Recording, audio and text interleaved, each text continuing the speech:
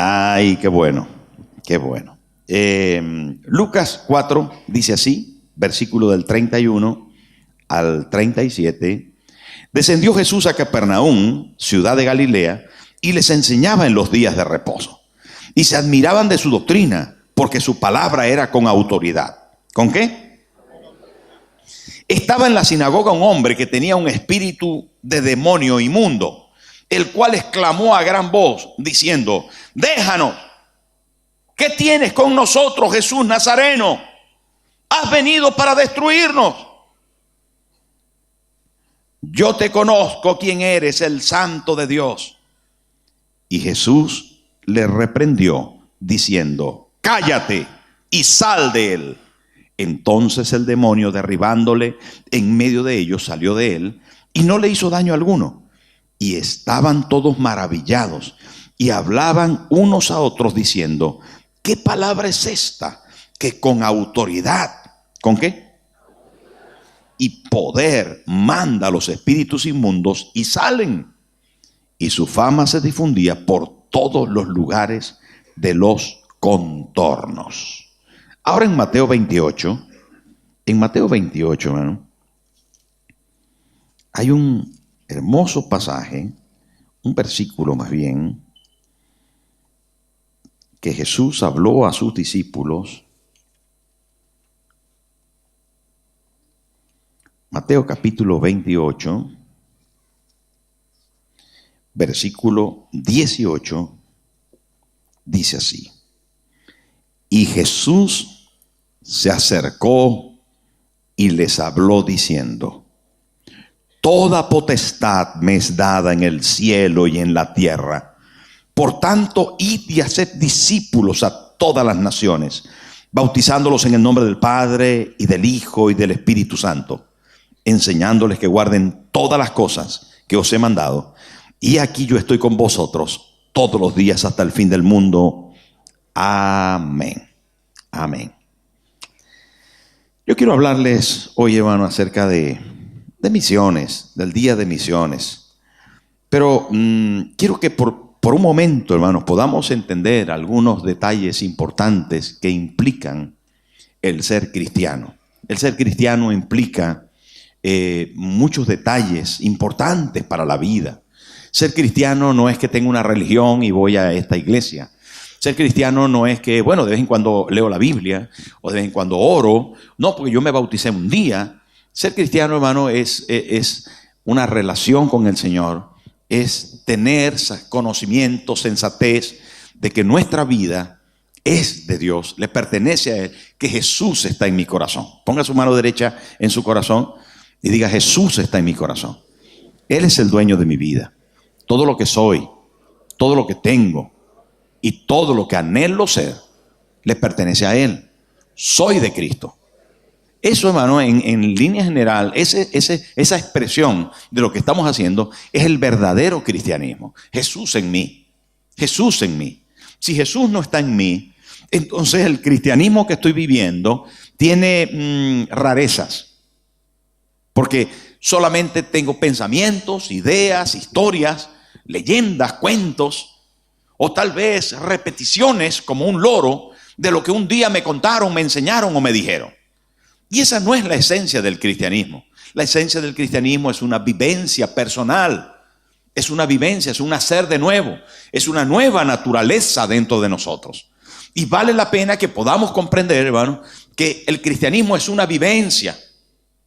¿Saben? Cuando nosotros solamente nos manejamos por mandamientos y por hacer lo que nos dicen que tenemos que hacer, y cuando lo hacemos, pues me siento tranquilo porque ya hice lo que tenía que hacer, eso son dogmas, son tradiciones, eso es religión. Pero cuando mi vida ha cambiado, cuando tengo una relación con el Señor y mi vida ha cambiado y yo siento que dentro de mí nace el deseo de ir a la iglesia, de cantar, de adorar, de decir gracias por la vida, de sentirme bien con mi esposa, con mis hijos, de poder caminar por la vida sabiendo que Jesús está acompañándome, que Él está conmigo. Cuando tengo una relación de que me lleva a decir: te adoro, Señor, te doy gracias, qué bueno estar contigo. Ese sentimiento, ese valor interior nos hace saber que somos hijos de Dios. El Espíritu, dice la palabra, da testimonio dentro de ti que somos hijos de Dios. ¿Usted se siente hijo de Dios? ¿Sabe qué, hermano? Si no lo sintiese o tuviese duda al respecto de eso, yo le animo a que cuando hagamos las oraciones de fe por las personas que han venido por primera vez, usted pueda decir: Jesús, entra a mi corazón. Yo quiero tenerte, yo quiero sentirte, yo quiero cambiar, quiero ser una nueva persona, porque Dios quiere hacer una nueva persona de usted. Saben, hermanos, cuando Jesús habló de estos valores tan importantes, no solamente habló de ellos, sino que los demostró. Los demostró. Y en el pasaje de Lucas que acabamos de leer, en el capítulo 4, Jesús enseñaba en la iglesia y la gente se admiraba. La gente decía: ¿quién es este que nos habla con autoridad? Y autoridad es capacidad de mando. Autoridad, hermano, es una facultad o derecho de mandar. O sea, él tenía tales palabras que cuando la gente le oía, decía: wow, este tiene la sartén por el mango. ¿Me está entendiendo lo que le quiero decir? Este señor que está hablando tiene una capacidad de poder decir las cosas de manera que se nota que lo está diciendo de verdad, que se nota que tiene fuerza en sus palabras, que estás diciendo las cosas como que son verdad y que él las conoce a profundidad. A eso se le llama autoridad. Y autoridad era tan significativo que la gente decía: nunca hemos oído a nadie hablar así. ¿Por qué? Porque sencillamente era el poder de gobernar, la capacidad de mandar, la fuerza de poder enseñar con toda determinación. Ahora, a la autoridad, que es la capacidad de mandar, se le debe anexar el poder para hacerlo.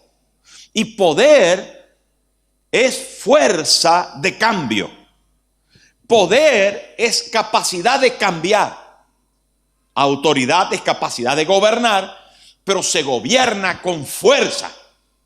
Se gobierna con espada, digamos así.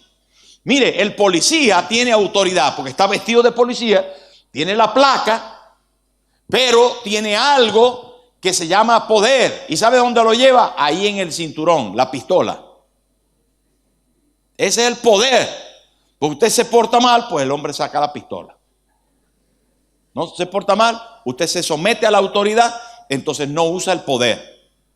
También el poder no solamente está en la pistola, sino en las leyes que le llevan al policía a ponerle las esposas y limitar su capacidad de acción, llevándolo a la cárcel. Eso se llama poder. Él tiene la fuerza y tiene la habilidad si hace falta. Tiene el poder para poderle someter. Entonces, autoridad es capacidad delegada, pero poder es esa fuerza que te lleva a cambiar la situación. Jesús tenía autoridad del Padre, tenía la autoridad divina. Y cuando hablamos de capacidad de gobernar, hablamos de capacidad de gobernar en todas las esferas de la naturaleza, de la tierra y también de lo espiritual. Jesús tenía, hermano, autoridad sobre el mundo espiritual, el que no vemos pero que sabemos que existe, y me refiero a demonios, y me refiero a huestes espirituales de maldad en las regiones celestes, me refiero a seres que hacen daño a la raza humana y a todo cuanto existe creado por Dios.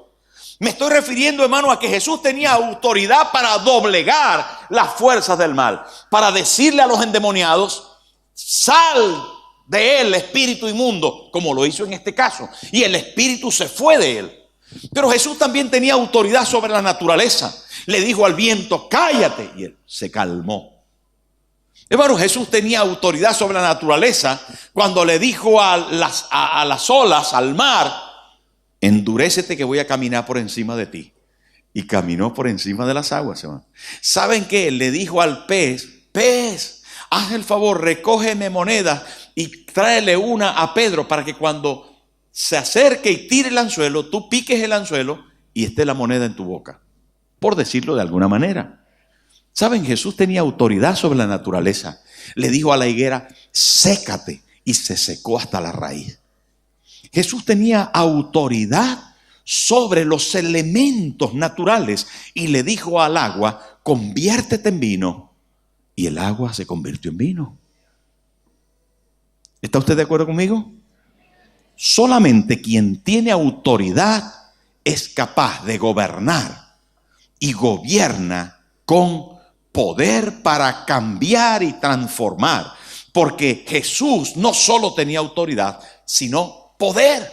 Ahora, queridos amigos, ¿por qué estoy diciendo todo esto? Porque es muy importante. Es demasiado importante el que podamos pensar que Jesús tenía autoridad sobre la naturaleza, sobre los demonios, pero también tenía autoridad sobre los hombres, sobre las personas. Aquí está saliendo humo, gloria a Dios. La gloria de Dios ya está cayendo. ¿Saben? Un día vino una turba. ¿Qué será eso? A ver, apagamos eso que no nos robe la atención. Gracias, Oscar. Hermanos, ¿saben que un día vino una turba de personas, un montón de gente, y cogieron a Jesús? Y acorralaron a Jesús hacia un precipicio. Y cuando la turba venía de gente, porque lo querían despeñar, dice la Biblia. Cuando la turba venía, de repente Jesús, que estaba cerca del precipicio, se dio la vuelta y pasó en medio de ellos y no le hicieron nada. Mire, en otro episodio de la palabra, en el Monte de los Olivos, donde él estaba orando en el Getsemaní, vinieron a apresarles y dijeron, ¿quién es Jesús? Y recuerdan que yo les comenté esa historia y él dijo, yo soy. Y los soldados se cayeron para atrás. ¡Poh! Jesús tenía autoridad sobre los hombres. Y usted puede pensar, ¿y por qué lo juzgaron? ¿Y por qué lo crucificaron? ¿Y por qué los soldados romanos le clavaron las manos y los pies? Porque Él quiso. Porque Él quiso, Él se dejó por amor a nosotros, para morir por nosotros. No porque no tuviera autoridad sobre las personas. Él tenía autoridad sobre las personas. Solamente que no se aprovechó para sí mismo de esa autoridad, sino que la canalizó para poder ofrecerse en favor de todos los humanos, de todas las personas, por amarnos. Ahora, hermano, esta autoridad se le fue dada por Dios. Y Él dijo en el capítulo 28 que acabamos de leer, Él dijo, toda autoridad me ha sido dada en el cielo y en la tierra. Así que también no solo domina a los demonios, sino domina a los ángeles. Y lo dijo en el Getsemaní. Yo podía llamar a legiones de ángeles que vinieran a servirme y vendrían. Pero no quiso utilizar de su autoridad en relación a los ángeles. En relación a los demonios sí la utilizó y ordenó a los demonios que salieran de las personas. Recuerdo otra ocasión de los demonios cuando estaba en Gadara. Los demonios, el endemoniado vino y se postró delante de Jesús y le dijo, Jesús, ¿por qué has venido antes de tiempo para atormentarnos? Escuché a un pastor amigo que decía, muchas veces nosotros le tenemos miedo a los demonios y deberíamos entender que son los demonios los que nos tienen que tener miedo a nosotros. Jesús está conmigo, ¿sí o no? Ya vamos para ahí, porque ahí quiero llegar. Si Dios está conmigo, si Jesús está conmigo, entonces Él me ha dado la autoridad que tiene. Toda autoridad me ha sido dada, dijo Cristo. Toda autoridad me ha sido dada. Por tanto, y haced discípulos a las naciones. ¿Saben qué quiere decir esto, hermano? Quiere decir que Jesús tenía toda la autoridad y que ahora la pasaba a sus discípulos para hacer la obra de Dios. La obra de Dios dentro de nuestras casas, la obra de Dios dentro de nuestra ciudad y la obra de Dios dentro de nuestro mundo. Y esto es importante entender, porque si yo tengo toda la capacidad de Jesús, si yo tengo, hermano, toda la fuerza que el Señor Jesús me ha dado, entonces puedo hacer. ¿Qué dije? Puedo hacer. Tengo la capacidad, la autoridad de poder hacer. Posible que usted diga, bueno, si no se puede hacer sin dinero, pero nosotros tenemos la capacidad de poder hacer. Porque Dios es el dueño de la plata y del oro. Y en su autoridad, en su capacidad, en esa autoridad delegada a nosotros, podemos actuar. Hermano, sinceramente, ¿usted cree que pronto vamos a tener las butacas? Yo hace tiempo le venía diciendo a la pastora Moreno, yo hace tiempo, hace años, vi esas butacas puestas, hermano. De verdad se lo digo. No tengo duda, ni una pizca de duda, de que vamos a tener las butacas.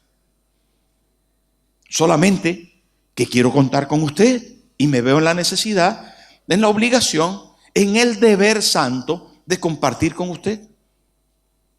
Pero ya hace tiempo esas butacas están puestas. El Señor nos va a proveer. Hace tiempo este auditorio se terminó. Y hace tiempo Dios te dio la victoria sobre tu problema.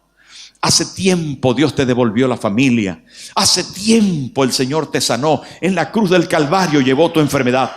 Y hace tiempo el Señor te proveyó para tus necesidades. Pero tienes que tomar la autoridad. Tienes que tomar la autoridad. Y saben, queridos hermanos, quiero ahora ahondar en este pasaje. Porque el pasaje comienza en el versículo 18 de Mateo 28. Mateo 28, 18. Pongámoslo aquí en la pantalla. Y quiero ir hacia el desarrollo del pensamiento de todo esto que he estado compartiendo con usted. Y que usted lo pueda ver con detalle. Porque dice, ¿y Jesús qué? He aquí la clave, hermano. He aquí la clave de todo. He aquí la clave de todo. Y Jesús, ¿qué dice? Y Jesús se acercó.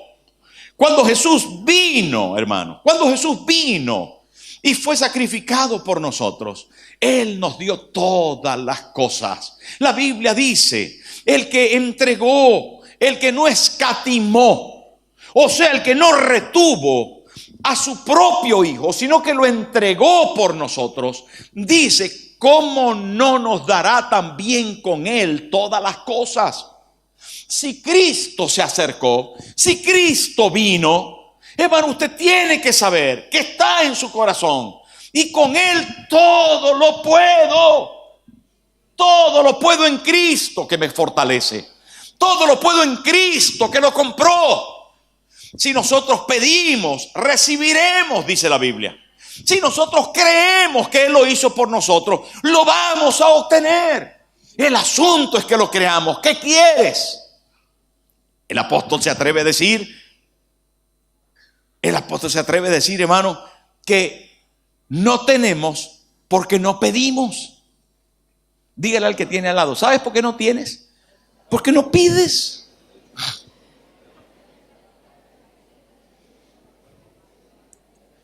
Dígale ahora que le diga si eso es verdad. A ver, pregúntele, ¿eso es verdad? ¿Eso es verdad?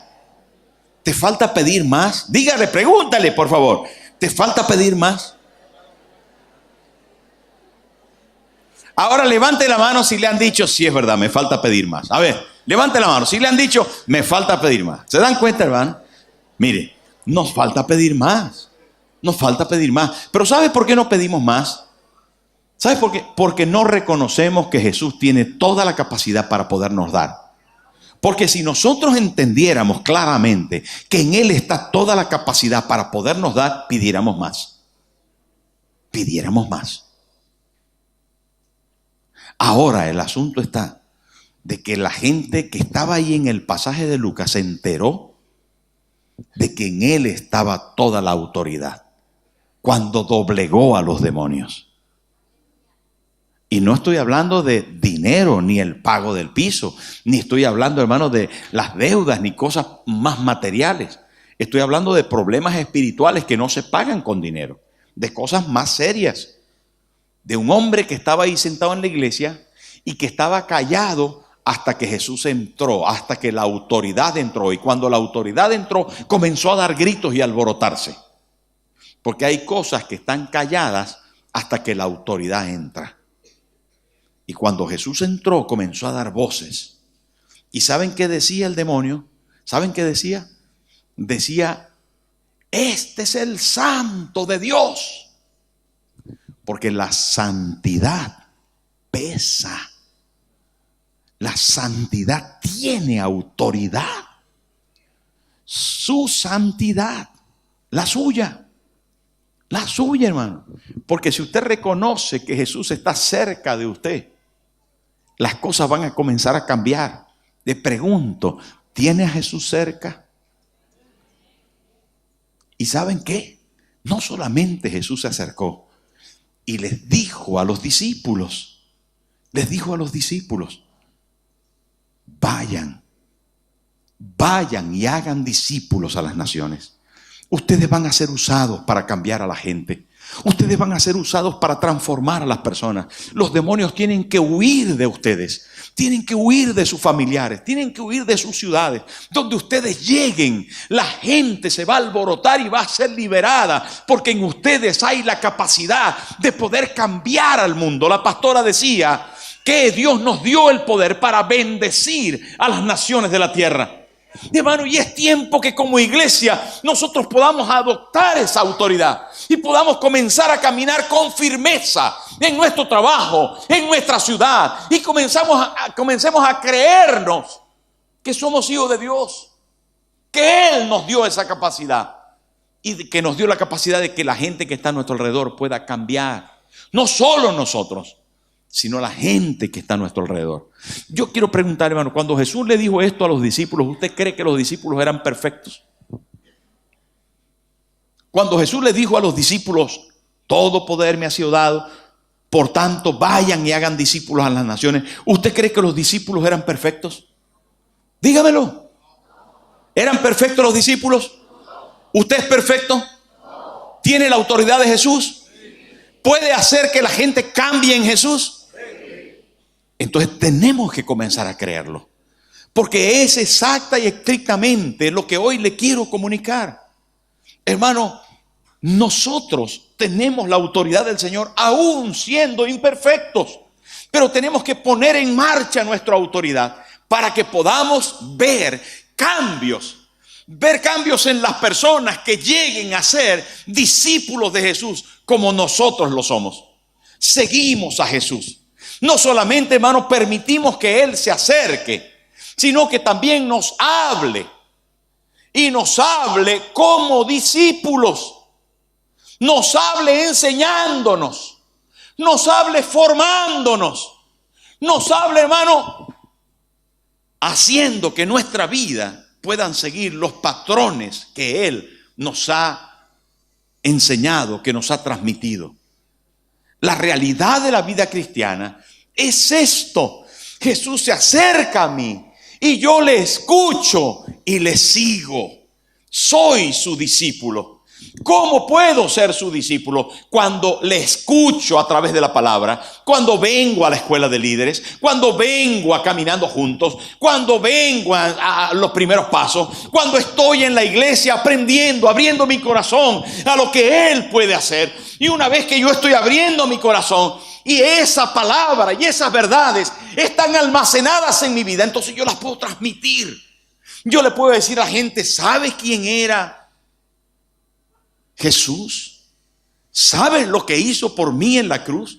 ¿Tú sabes cómo liberaba a los demonios? ¿Tú sabes cómo sanaba a los enfermos? Él te puede sanar a ti. Déjame hacer una oración por ti. Te voy a contar una historia que me contó el pastor el domingo. Había un hombre en una iglesia endemoniado y Jesús entró y le dijo, cállate, porque estaba haciendo alboroto, y el demonio salió de él y quedó libre. Hermano, mire lo que le voy a decir. Ya voy a terminar. Mire lo que le voy a decir. Un hombre vino a mi despacho. Vino a mi despacho. Y venía, hermano, no podía dormir, no podía comer. Estaba atado por la droga y por el alcohol. Y vino y me contó todo eso. Y más cosas que no le voy a contar. Y muchas más. Y me dijo, por favor, necesito que el Señor me ayude. Necesito que Dios me ayude. ¿Y saben qué, hermano? Oramos.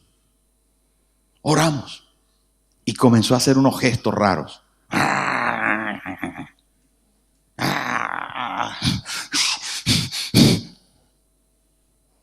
Oramos. Terminamos la oración.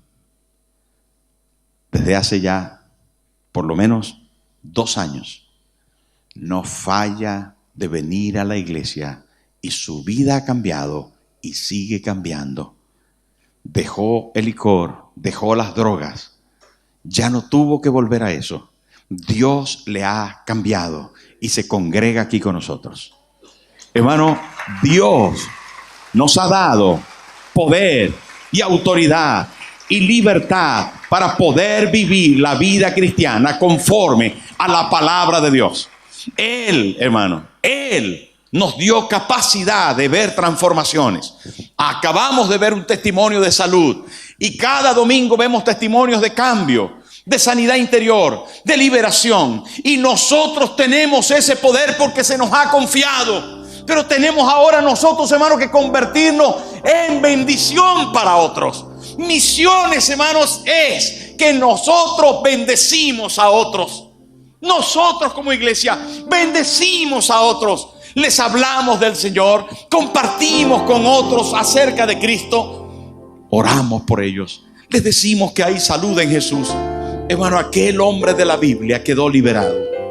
Aquellos discípulos salieron por todo el mundo y llevaron el evangelio a todas las culturas.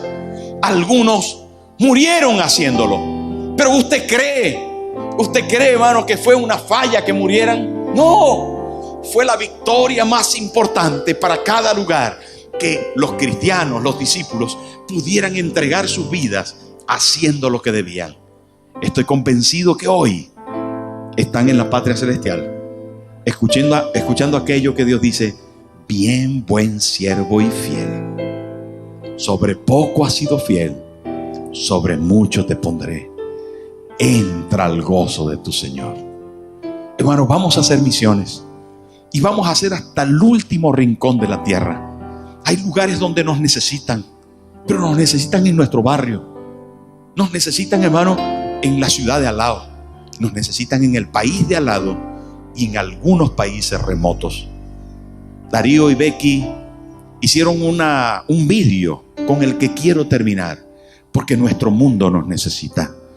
Es relativo a un país, pero nosotros vamos a pensar en ese país porque lo vamos a visitar mañana.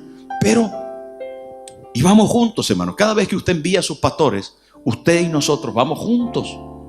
Nosotros no vamos por nuestra cuenta, vamos juntos. Usted es quien nos manda en Jesús.